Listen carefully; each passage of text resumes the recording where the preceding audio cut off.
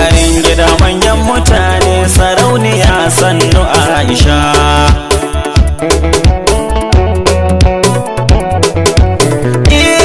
Yar farin gida manyan mutane sarauniya gaida Aisha.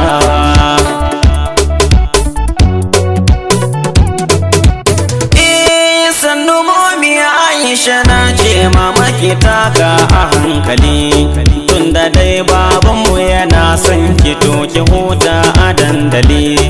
Rike manzon Allah Aisha da annabi ki tawassuli, kin samu kauna gurin mijinki da ba ta yankewa Aisha.